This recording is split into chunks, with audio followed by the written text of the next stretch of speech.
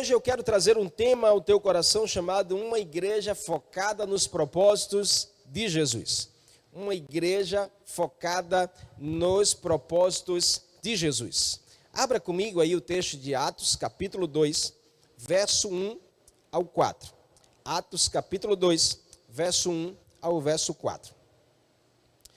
Eu quero discorrer a leitura desse texto, e se você pode acompanhar comigo, ou você pode abrir a sua Bíblia aí na sua casa, onde você está. Se você está em nosso aplicativo, aí do lado você tem um espaço onde você pode abrir a Bíblia ao mesmo tempo que você está assistindo o vídeo, a transmissão. Então, no seu celular ou na sua plataforma aí digital, você vai poder ter o vídeo sendo transmitido e a Bíblia tendo acesso a você. Então, é incrível, o aplicativo é top. Então, você pode assistir também através do nosso aplicativo. Lá também tem um espaço de chat, onde você pode conversar e interagir conosco. Amém? Atos capítulo 2, verso 1 ao 4. A Bíblia diz assim: chegando o dia de Pentecostes, estavam todos reunidos num só lugar. De repente, veio do céu um som, como um vento impetuoso, muito forte, e encheu toda a casa na qual estavam assentados. E viram como que parecia línguas de fogo, que se separaram e pousaram sobre cada um deles. Todos ficaram cheios do Espírito Santo e começaram a falar noutras línguas, conforme o Espírito os capacitava.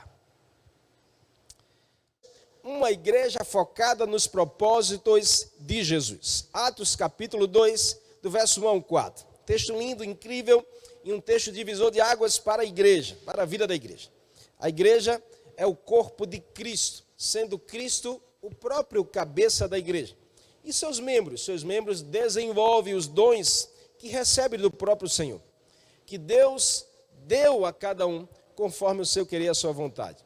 Então a igreja nunca será um clube social, a igreja nunca será um lugar de point, a igreja nunca será um lugar só de encontro. A igreja é um ajuntamento, a igreja é um movimento, as pessoas se movendo na direção dos propósitos de Jesus. E a igreja tem um objetivo, que não é girar em torno de si mesma, mas girar e viver em torno de Jesus, porque Ele é o cabeça. E Ele está no centro. E Ele deixou os seus propósitos para a sua igreja. A igreja que Ele mesmo fundou. Os propósitos têm muito a ver com Ele e não com o mundo.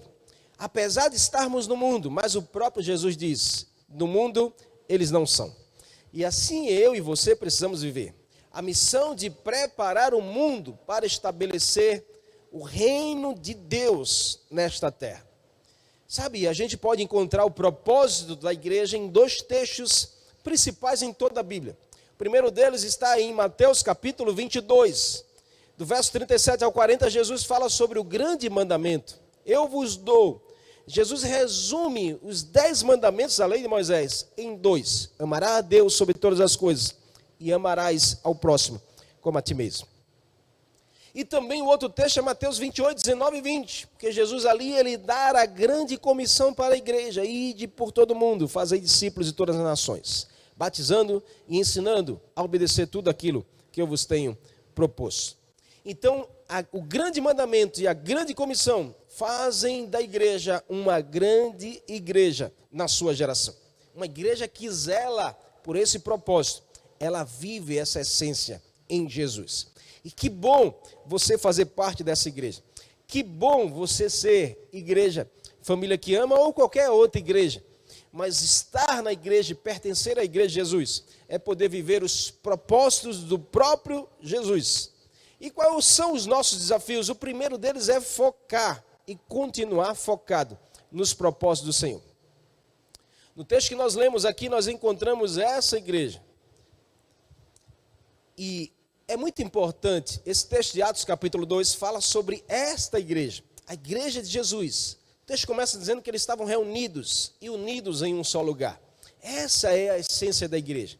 E eles estavam ali porque estavam focados em uma coisa, no propósito de Jesus. Focados em fazer e cumprir aquilo que Jesus falou e disse. Essa é a essência da igreja para esse tempo. É o que eu e você precisamos. Acima de tudo, estar focados no propósito de Jesus. Fazer acontecer aquilo que Jesus deseja que aconteça na minha e na sua vida. Eu quero com você pensar aqui sobre características que vale muito a pena e você buscarmos num tempo como esse, para sermos uma igreja vivendo os propósitos de Jesus. E uma igreja focada nos propósitos de Jesus, a primeira característica é que ela é uma comunidade formadora de discípulos. Isso é incrível. Uma igreja que é focada nos propósitos de Jesus, ela se torna uma comunidade formadora de discípulos. O texto diz no verso 1, ao cumprir-se o dia de Pentecostes, estavam todos reunidos no mesmo lugar. Eu queria pensar com você sobre essa expressão. Todos reunidos no mesmo lugar. A ordenança de Jesus para os apóstolos foi: vão e façam discípulos de todas as nações. Ensine-os tudo aquilo que eu vos tenho dito. A igreja estava ali, reunida e unida, cumprindo o que Jesus disse. Os apóstolos estavam ali ensinando tudo aquilo que Jesus tinha ensinado, celebrando a unidade da fé. São elementos imprescindíveis para uma igreja que vive no propósito de Jesus. É estar unida e reunida. É estar sempre ligada, como juntas e ligaduras, celebrando uma só fé, em um só batismo, em um só Senhor. Uma igreja unida se prepara para fazer discípulos. Uau! A unidade da igreja fala muito sobre o nível de discipulado da igreja. Vou repetir para você guardar no teu coração. A unidade da igreja fala muito sobre o nível de discipulado da igreja. Você sabe que uma igreja que ela é unida, ela investe no discipulado. E ela colhe frutos do discipulado através de uma unidade que leva a grandes conquistas. O texto de Atos, no versículo 1, diz que eles estavam reunidos no mesmo lugar. Ou seja, estavam reunidos e unidos por um só propósito. Nós amamos trazer essa realidade para a nossa igreja. Unidos e reunidos por um só propósito. É todos por um e um por todos. Essa é a essência da nossa igreja. E você faz parte dessa história. Você que está agregado aqui, pertence a esse lugar através de um grupo família, através de uma célula. Você está unido a essa igreja, a essa família, essa grande família de Deus. Está vinculado, está enxertado nesse corpo. Então a essência que flui daqui alcança você e a sua casa também. E por estar unido, você tem direito à herança daquilo que Deus tem derramado nesse lugar. Então tome posse dessa realidade.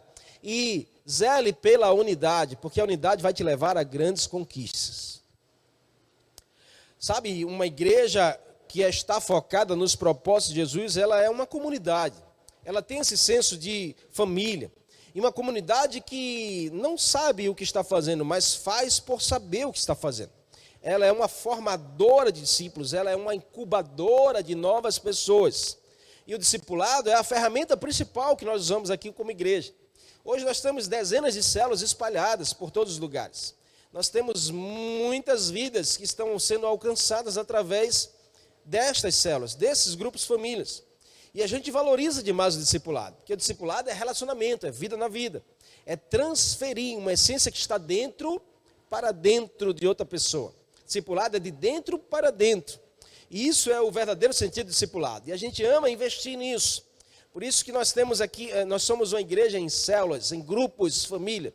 Uma igreja, esse é o nosso jeito de ser igreja. E uma coisa a gente aprendeu, não se faz discípulos apenas ensinando. Discipulado não é ensino, discipulado é tratamento, é vida na vida. É sair uma essência, uma vida de dentro para dentro de outra pessoa. Discipulado não se faz só com ensino, mas se faz também com serviço. Não se faz discipulado sem serviço. Jesus diz, ensine-os, batize-os. Jesus está falando sobre dois elementos que consolidam o discipulado, que é a transmissão da verdade e o serviço por meio da verdade.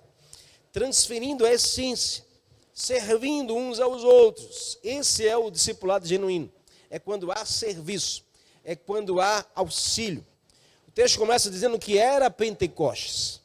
E a festa de Pentecostes é uma festa da colheita. Não sei se você sabe, mas Deus estabeleceu a festa de Pentecostes quando o povo saiu do Egito.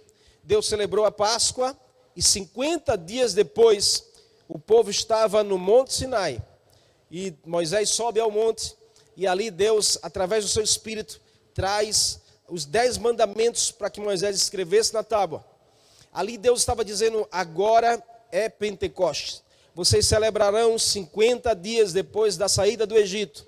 E vocês celebrarão exatamente esse relacionamento com o Espírito Santo. Pentecostes é celebrar o relacionamento com o Espírito Santo. É entender que o Senhor veio para nos servir. E agora nos cabe servir ao Senhor servindo pessoas. Então o texto diz que era Pentecostes quando todos estavam reunidos e unidos. Ali a igreja estava formando discípulos. Ali a igreja, uma comunidade formando outros homens e outras mulheres, conforme a forma que era Jesus.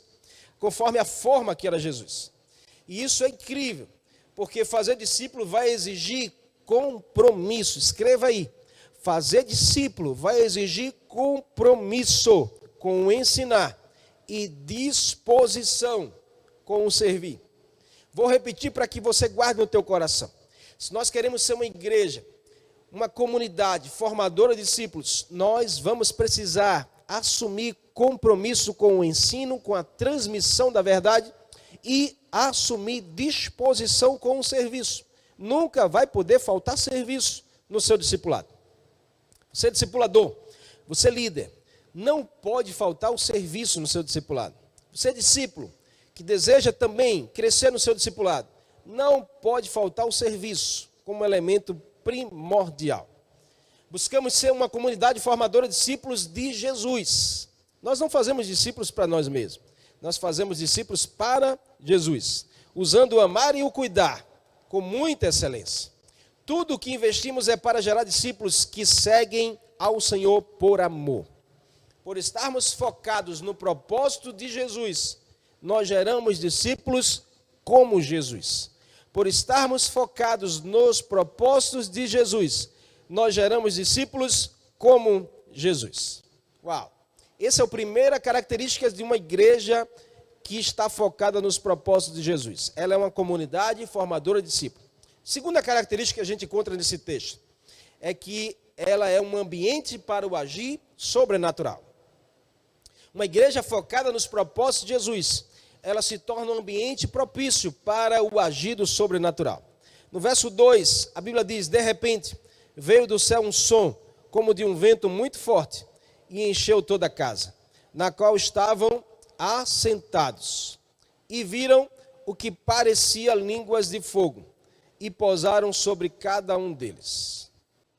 Então, uma segunda característica que a gente aprende nesse texto de uma igreja focada nos propósitos de Jesus é que ela se torna um ambiente para o agir sobrenatural. O texto diz no verso 2, de repente veio do céu um som, como um vento muito forte, e encheu toda a casa, na qual estavam assentados, e viram como que parecia línguas de fogo pousando sobre a cabeça de cada um deles. Uau! Uma experiência sobrenatural. Deus manifestando ali naquele lugar, a igreja reunida e Deus liberando o sobrenatural. Uma igreja focada em Jesus não se prende às coisas dessa terra. Não nos movemos por aquilo que nós vemos, mas por aquilo que nós cremos. Uau! Paulo diz isso em segunda carta de Paulo aos Coríntios, capítulo 4, verso 18. Assim fixemos nossos olhos não naquilo que nós vemos porque é transitório, mas naquilo que nós não vemos porque é eterno.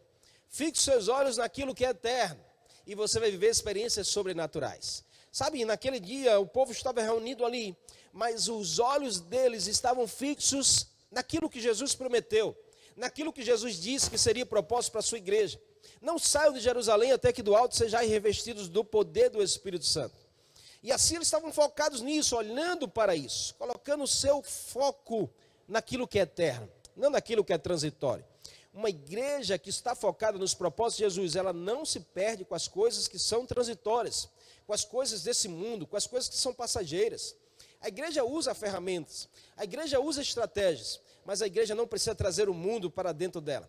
A igreja precisa sair das quatro paredes e levar o reino de Deus para o mundo. E nós somos essa igreja.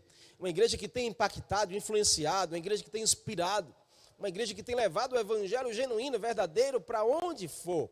Centenas de pessoas espalhadas por dezenas de comunidades estão levando o evangelho a partir desse lugar. E você tem parte nessa história. Você é o ambiente que Deus quer agir de forma sobrenatural. Você é esse lugar oportuno para o agir do Espírito Santo em você e a partir de você. Nós precisamos estar focados nos propósitos de Jesus. Essa é a igreja do Senhor. Nosso grande investimento é tornar o sobrenatural algo natural. Sabe, para mim, para você, o sobrenatural não pode ser algo extraordinário. Não pode ser algo fora do comum. O sobrenatural precisa ser algo natural para mim, para você, porque a gente vive focado nos propósitos de Jesus. E esse é o ambiente oportuno para o Espírito Santo se manifestar. Esse é o ambiente oportuno para o Espírito Santo agir com milagres, sinais, prodígios. Vivemos realidades proféticas a partir de Pentecostes. Experiências com o Espírito Santo do Senhor. O Espírito Santo é uma pessoa, não é um arrepio, não é um sopro. E Ele quer ter experiências com você. Ele quer levar você a viver o sobrenatural de forma natural. A Bíblia diz, você vai receber poder ao descer sobre vós o Espírito do Senhor. Então, se você tem o Espírito Santo, eu quero te dizer que você tem um poder do sobrenatural em você. Vou repetir para você guardar.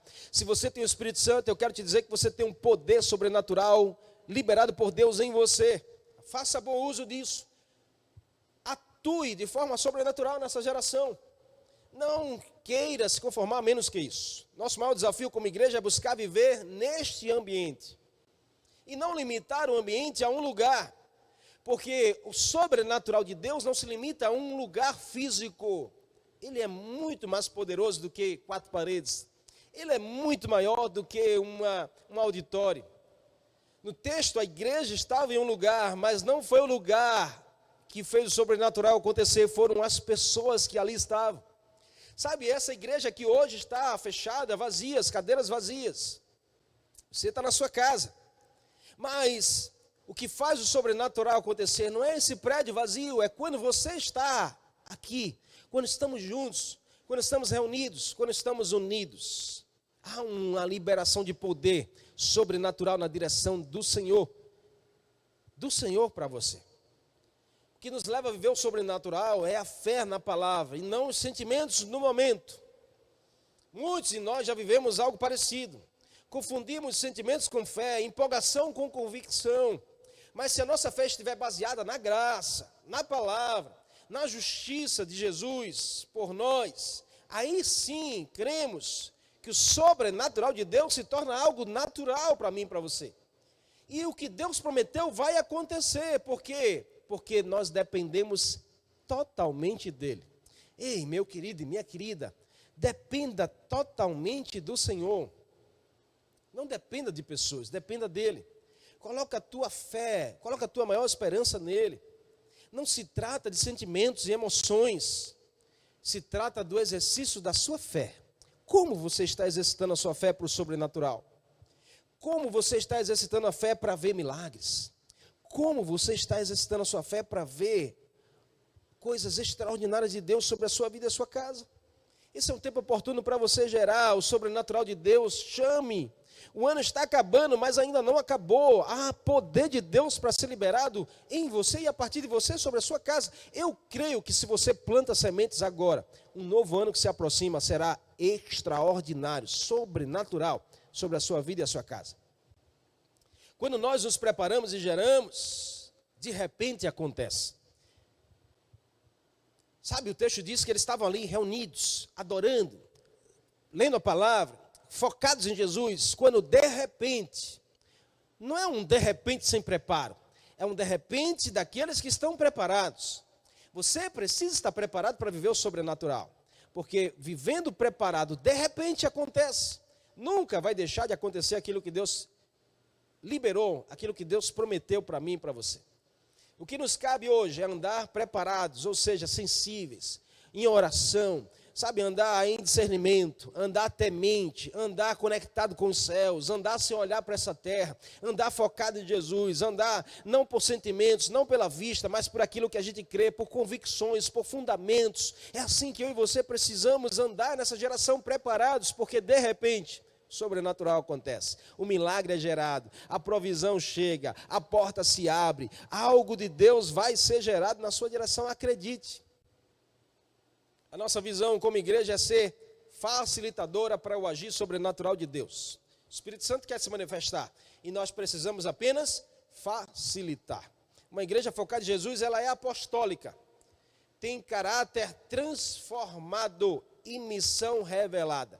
O que é uma igreja apostólica? É uma igreja que tem um caráter transformado e a missão revelada. É uma igreja que, sabe, vive o fruto do Espírito que está lá em Gálatas 5:23, e uma igreja que vive os dons espirituais que está lá em 1 Coríntios capítulo 12. Fruto do Espírito transforma o nosso caráter. Dons do Espírito revela a nossa missão.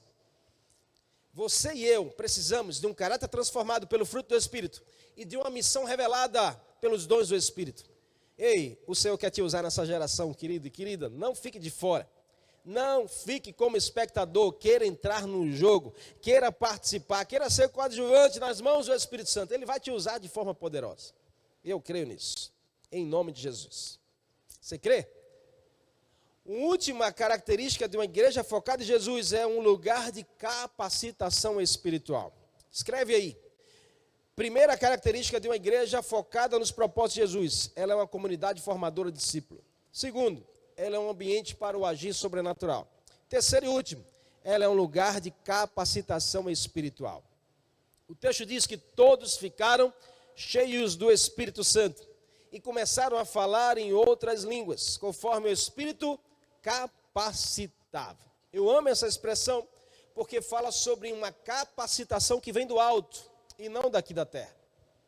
Uma capacitação que vem do Senhor, a capacitação do próprio Espírito Santo. Uau!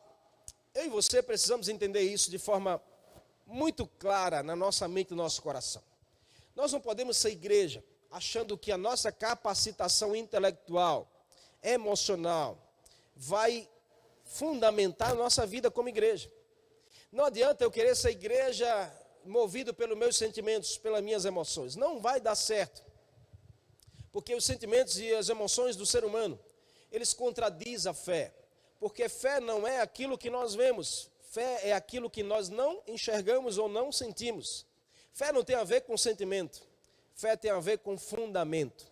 A sua fé é na medida da sua fundamentação bíblica. Por isso que você precisa ler a Bíblia. Por isso que você precisa de experiência com Jesus, com o Pai, com o Espírito Santo. Para fundamentar a sua fé e você se tornar alguém inabalável e alguém imparável nessa geração. O texto diz que eles, de repente, eles foram cheios do Espírito Santo. E por serem cheios do Espírito Santo, eles começaram a exercer aquilo que o Espírito Santo estava capacitando cada um. Ali a igreja estava exercendo o seu ofício, a igreja estava vivendo essa experiência em Jesus, por simplesmente estar focada em Jesus. Eu não sei onde está o seu foco hoje, mas eu quero te convidar a você colocar os seus olhos em Jesus. Tira os teus olhos desse mundo. Tira os teus olhos de pessoas. Quantas pessoas não nos frustram? Quantas pessoas não nos decepcionam? Quantas pessoas não nos enganam? Mas o nosso olhar não pode estar baseado na vida das pessoas. Você precisa olhar para a vida de Jesus. Ele jamais vai te frustrar. Ele jamais vai te decepcionar. Ele jamais vai te enganar. Então, se você quer estar seguro nessa geração, olha para Jesus e vai dar certo. Sabe, querido, aqui a gente está terminando já, mas o texto diz que eles começaram a falar em outras línguas conforme o Espírito Santo os capacitava.